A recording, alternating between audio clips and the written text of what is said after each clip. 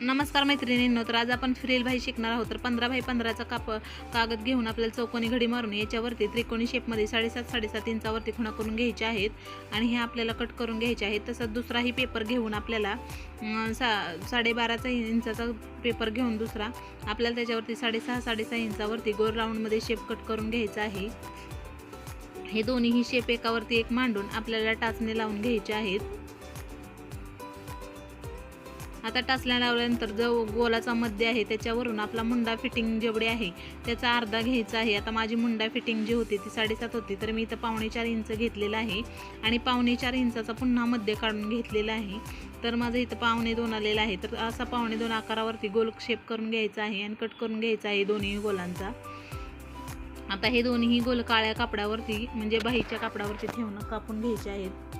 व्यवस्थित कापून घ्यायचे आहे. तर कापताना आपल्याला टाचण्यांचा वापरही करायचा आहे. अशा प्रकारे दोन्ही गोल कापल्यानंतर एकावरती एक मांडून आपल्याला बरोबर कट मारून घ्यायचा आहे कडेने. आता ही आपली साधी बाही होती त्याला आपल्याला हे जोडून घ्यायचे आहे. बारक्या साईडनं कट मारून घेतलेला आहे. आता ही बाही खांद्याच्या मधोमध जोडून घ्यायची आहे. अशा प्रकारे फ्रिल बाही सुंदरपैकी तयार झालेली आहे. तुम्हीही नक्की ट्राय करा.